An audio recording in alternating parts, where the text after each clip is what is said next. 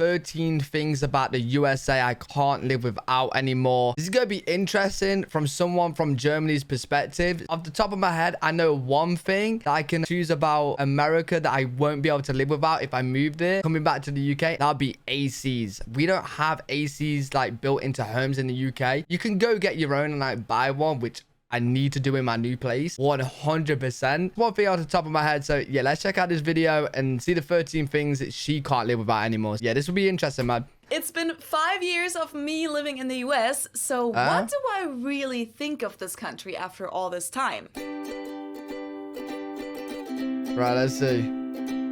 From Germany to the Hello, US. servus, and welcome back to my YouTube channel. My name is Felicia. I'm originally from Munich, Germany, and 5 years ago today is when I arrived in the US for my first long-term stay here. I had been to the US for a 2-week-long high school exchange and for vacation before, but I had never actually lived here. Until August 13th, 2016, when I got on a plane from Munich to Paris and then from Paris to Cincinnati to start my exchange semester at the University of Cincinnati. Oh, cool. And what was supposed to be just a 5-month-long stay turned into me coming back over and over again on different visas until I received my green card in September 2019. If you want to learn more about me winning the green card... So she went there just for a uni thing, and then she's like, you know why I actually love it here? I'm going to live here, man. Lottery. I'm going to link the videos about that down below and also up here. Since that day 5 years ago, I haven't been in the US permanently. I spent a little over a year in Germany during that time too, but I still consider this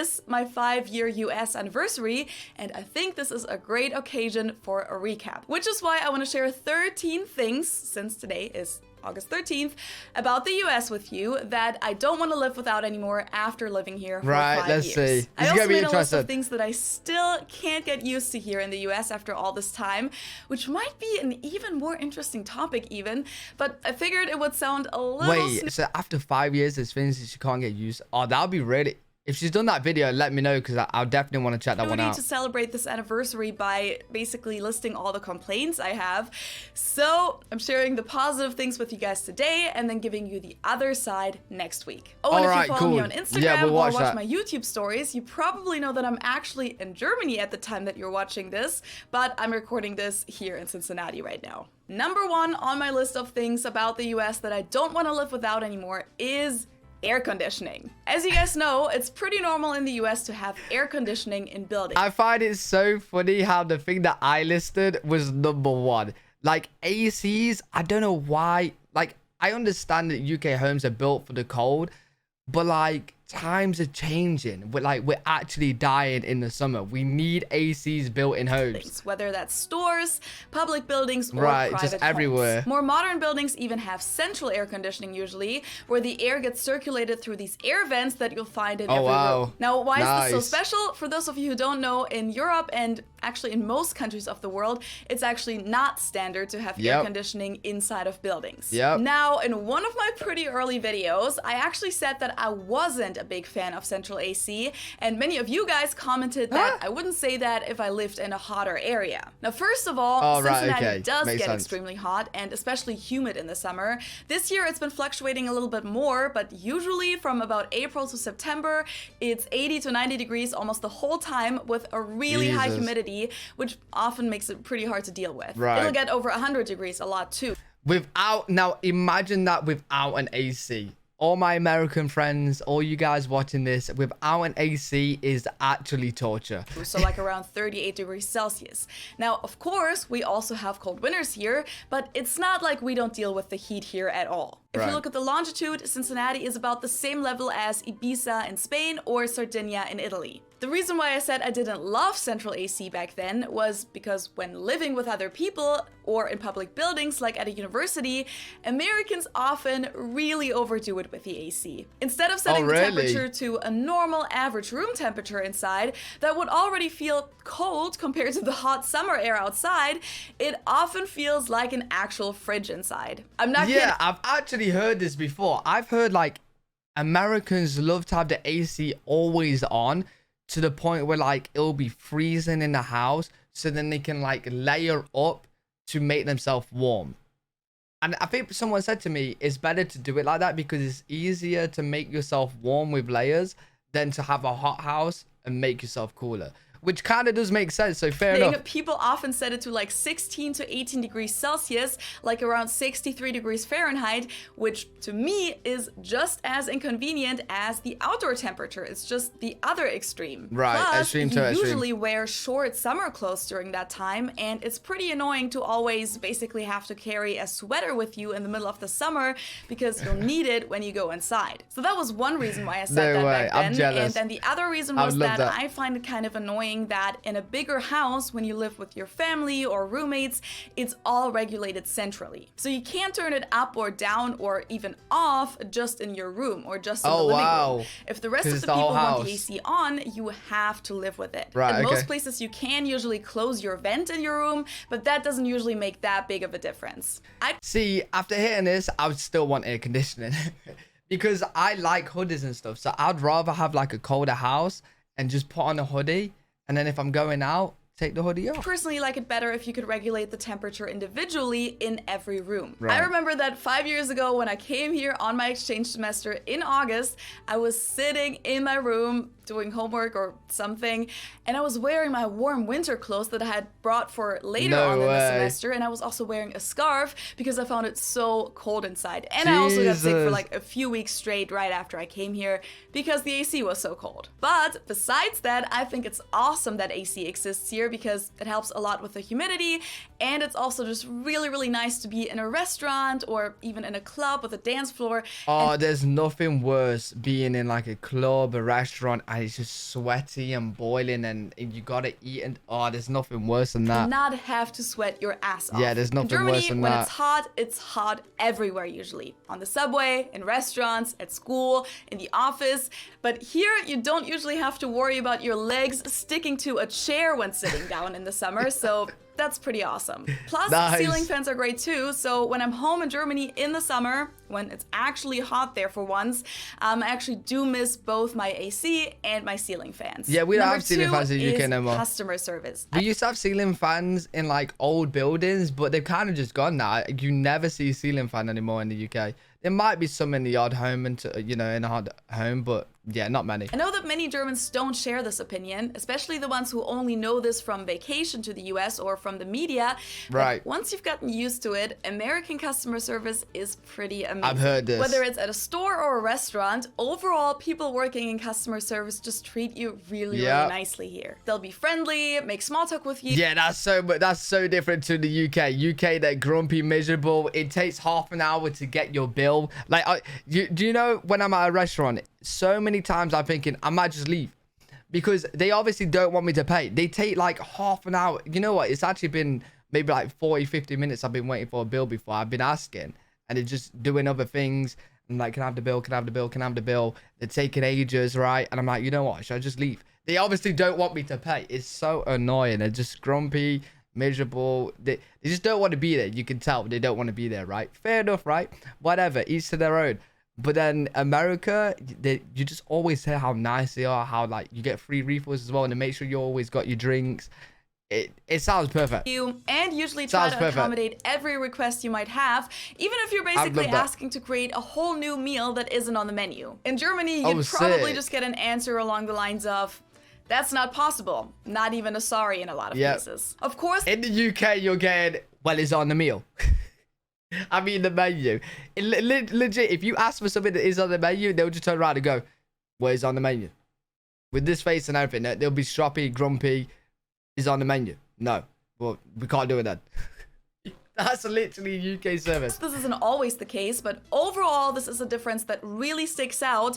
And even though many Germans say that they prefer the direct and sometimes even unfriendly German customer service, I really haven't met anyone who says that after living here for a while. It definitely takes a little bit to get used to the American way, because as a German, it might seem disingenuous at first, maybe even fake and over the top, but it's kind of like a cultural language that you'll have to learn how to speak and understand first. and I personally don't want to live without it anymore. I've had so many people working in customer service just make my day much better just by being friendly or exchanging some nice small talk. It can even make running errands a much more pleasant experience. I just recently told a story about when I had to get my Ohio driver's license renewed on the podcast. That was a perfect example of this too, so I'll just link that episode down below. Of course, I know that, especially in the food service industry. Wait, Ohio driver license? Wait, you don't have to get a driver license for different states, do you? A lot of the good customer service goes back to the staff being paid only a few dollars an hour and mainly relying on tips. But you'll experience the good customer service in other fields as well, where people are paid much better. So I would argue that it's much more than just the tipping culture. Right. The next point on my list is convenience. I feel like this one is a pretty obvious one, but the US really is the country of consumption and convenience. Okay. You need some milk, a new bathing suit, and a new lamp for your living room. Everywhere. Just go to Walmart or Target or any of those stores and you'll find everything in one store. Plus, there's most likely also going to be a Starbucks in there too. You're in a hurry, but you need... Sign me up. I absolutely love Starbucks. Need to stop by the store for a couple things? No worries, just run in, check out at the self-checkout machine, and usually you don't even need to bring your wallet, just pay with your phone. If you realize at midnight on a Sunday that you're out of tomatoes, no worries, just go to the grocery store. Many of them don't close until 1 a.m. or never. And stores aren't closed. That's the problem I have in the UK, right? Because I stream every day and I stream till late. So like, if I want to go to the shop, most of the shops will shut at like 10 p.m. in the UK. You might get the big ones that shut at 12. But yeah, there's none really going after 12 unless you're in a very, very populated area. But yeah, that's the problem I find. I would love to have that because then I can go after stream. I normally end stream like 10 p.m. and stuff. I eat. And then after I eat, maybe go to the shop at like 1, 2, 3 a.m. That'd be perfect. On Sundays, like they are in Germany. What a dream. Or you can just have the tomatoes delivered, or order takeout from a restaurant with services like Uber Eats or DoorDash or Grubhub, etc. And of course, a big part of this whole convenience thing is also the fact that here in the Midwest, you can just drive to places and you'll usually find parking pretty easily, and the parking spots are huge compared to Germany, and so are the streets. Driving here in Ohio is just so relaxing compared to driving and... Yeah, in the UK, finding a car parking spot, oh my god. Oh my god, you are fighting for one. And they're so small as well. Especially parking in Munich. Is it environmentally friendly? Definitely not. Is it convenient though? Unfortunately, yes. Yeah. Along with the big streets on parking spots, also goes the fact that there's just a lot more space in this country than in Germany. Right. Everything is huge here, and I especially enjoy that when it comes to living spaces. Houses, bedrooms, closets, fridges, all of that is just so... I'm jealous of this as well because when I look at American homes, they're like 3 times the size of UK houses for like the same price. And you guys, I don't really see many American homes where like you connected to other houses, right? In the UK, most of the houses connect to other houses. Like for example, this house is connected to another house. They can probably hear me talking right now. It'll be so perfect just to be in an American house. It would just be perfect. In the US, and especially here in Ohio, living space is still relatively inexpensive compared to Munich, which is the most expensive city to live in Germany. Here, when people say that they have a tiny bedroom, it's still big for German standards usually. Right. And in Ohio, you can buy a regular house with, let's say, 2 or 3 bedrooms for like $100,000 to $200,000, while even just an apartment with 3 bedrooms in Munich is usually over $1 million. The fifth thing that I really wouldn't want to miss... Bro, Munich, is that expensive? Wait, what? A 3-bedroom apartment is $1 million? Wait, what? About the US is how easy it is to connect with people here. Americans in general are just so open to meeting new people and making new friends. You can combine friend groups pretty easily if you're having a party or a barbecue. And especially as someone who's new to a country, it's a lot easier to find friends than it would be in Germany, where friend groups tend to be a little more closed off and long-term. Oh yeah, plus, I feel like in the UK, if you not with a friend group from school, you're not really gonna get in that friend group unless like you meet in like a club or something, or like I don't know. But yeah, it's yeah, people in the UK, they're more like what's the word? Like they're definitely more closed off. Americans are great at genuinely being interested in another person's story and finding common ground, even if you're really different people on the surface. Number 6 is pretty simple, but it has become an absolute essential part of my life. Kettle corn. It's a mix of sweet and salty popcorn, and it's the absolute best snack in the world. The best store brand for kettle corn is Boom Chicka Pop, by the way. They're not sponsoring me, even though they should, so if anyone working for Boom Chicka Pop... What is, let me know in the comment section, kettle corn? Is that like some type of like popcorn? Watching, shoot me an email. But jokes aside, in Germany it's actually standard to eat sweet popcorn at the movie theater. It is popcorn. Okay, yeah, we have sweet and sour. We don't have no like kettle corn. So if you don't specify otherwise, ordering popcorn means ordering sweet popcorn. Not even mixed, just sweet. In the US, popcorn is salty by default and often has a butter sauce on top. So it's more of a salty and buttery snack. And they'll also put things like cheese powder on it, which has grown on me, to be honest. But the creme de la creme is... yeah, put the butter on the popcorn, but the cheese powder? No, I'm going to pass on that. I'm gonna pass on that. Cheese powder on the popcorn? Still kettle corn. Number 7 is carpet in houses. It's a lot more common in the US to have carpeted floors in the living room, but especially in the bedrooms, than it is in Germany. In Germany, that's a rather outdated thing, and you won't see a lot of houses with carpet anymore these days. Wow. You'll mostly find hardwood floors there, parquet usually. And that's because... Oh, no way. In the UK, it's kind of like a good mix. So you can find houses with wood or... Most of the time it's carpet though. Most Germans prefer hardwood floors, and nowadays a lot of Americans do too, but I love how common carpet is here because I like carpet. I just find it so much more cozy to wake up in the morning and walk on soft, fluffy carpet rather than walking on cold and slippery. Yeah, slippery. I was literally about to say that. Who wants to be on like slippery floor? Like I can imagine walking down the stairs and I'm really tired. I've just woken up and I just slip.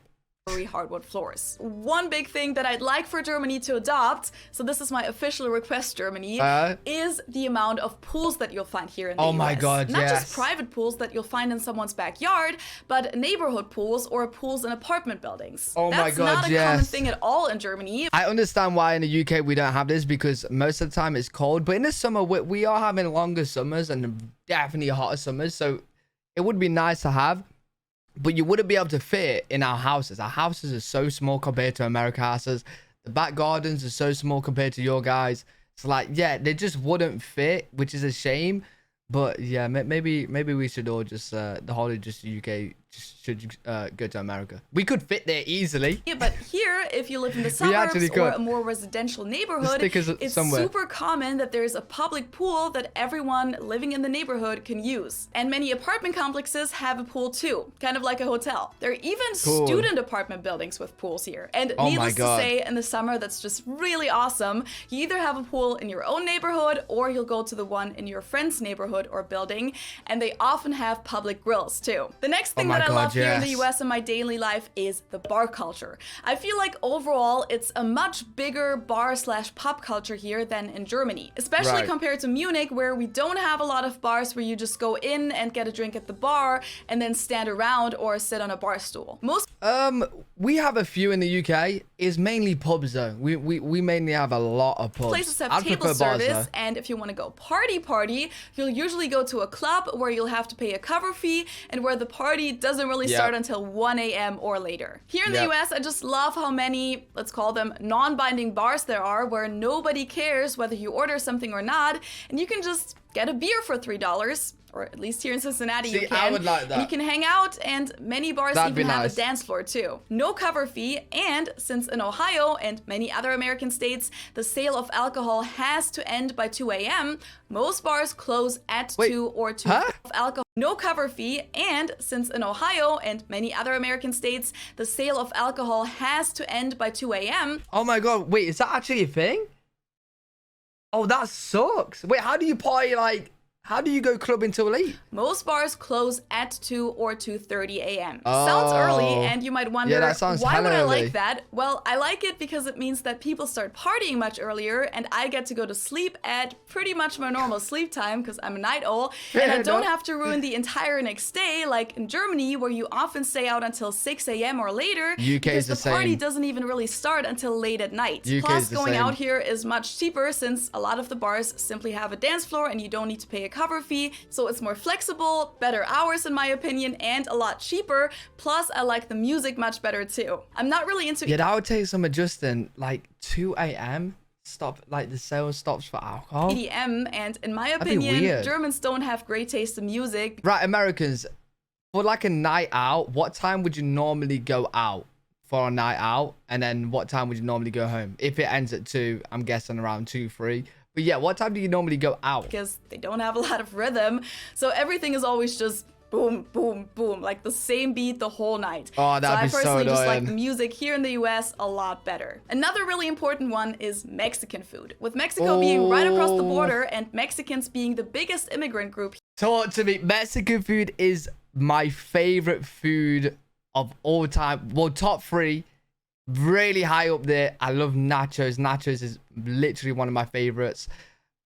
Here, you'll find Mexican restaurants everywhere, which we don't really have in Germany. Now, before you guys comment, oh, but it's not real Mexican food. It's Tex-Mex. It's Americanized.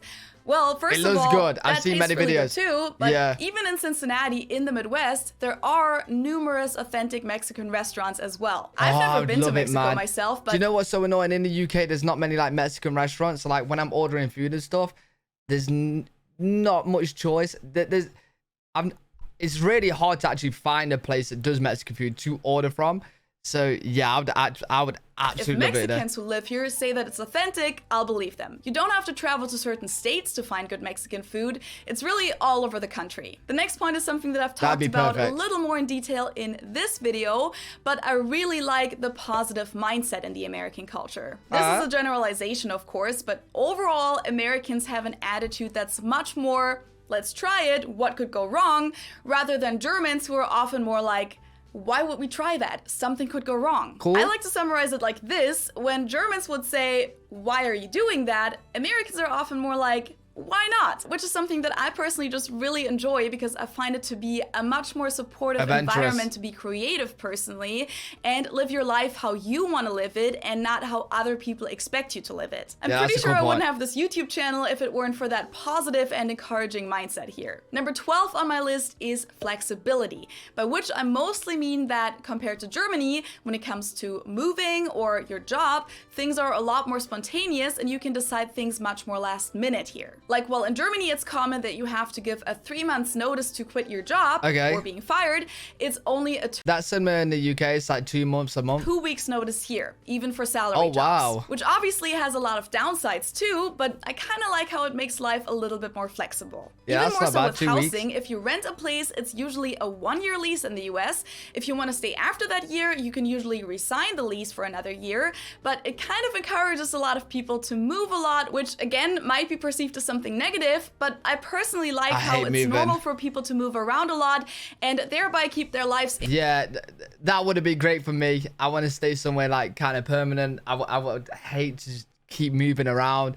I'm currently moving right now. I'm moving again next week. It's a nightmare, man. And keep their options open as to where and how they're gonna live in the future. In Germany, leases are usually unlimited and people move a lot less in general. If you buy a house in Germany, you usually plan on staying there permanently or at least for a really long time. Same with the UK. Whereas Americans often just buy houses and then sell them again after a few years to move somewhere new. And last but not least, a thing that I could have included in my... I feel like in America, it's a lot easier to move. I don't know if it's just based on like movies and TV shows. We always see those big moving trucks. For us, we have to hire our own van, pack it. Oh, it's a nightmare. Like, yeah, you probably can find movers and stuff, but it'd be really expensive. But yeah, because America is such a big place, it's more common to get like a big moving van and get people to help you with that. So yeah, it's probably as easy to move in America than it is the UK. Point of convenience, but I felt like it deserved to have its own point on the list. Is drive-thrus. One of the most American and most convenient things ever. They have a lot of drive-thrus. There are really drive-thrus everywhere here for fast food restaurants, obviously, but also for Starbucks and other coffee shops. Yeah, UK has quite a lot of drive-thrus, to be fair. Pharmacies, banks, so like drive-thru ATMs, drive-thru vaccines, which is how I got my COVID vaccine, drive-thru convenience stores, or even liquor stores, and apparently there are even drive-thru wedding chapels. What? You have literally drive-through for anything. Wait, how do you do a drive-through wedding chapel? You can definitely call it lazy, but it's also part of that American convenience that has kind of seduced me in a way. It's just so comfortable to be in your own car, not worrying about what you... Hey, Americans, you gotta list all the drive-thrus you have for different things. I need to know right now. In the UK, you've only got drive-thrus for food and drinks. That's about it. Look like really waiting in line while sitting down with your own music, but still getting food and completing other errands. And that wraps up my list of 13 things about the US that I don't want to live without anymore after living here for 5 years. Let me know where you disagree with me or where you agree in the comments below, and also what kinds of follow-up questions you have for me. And of course, stay tuned for my counterpart video of the things that even after 5 years in the US, I still can't get used to. Definitely gonna be checking that one out. Hopefully you guys enjoyed that. Let me know what you guys think in the comment section. If you guys did enjoy, make sure to leave a thumbs up, subscribe for more content. I'll see you all in the next video. Peace.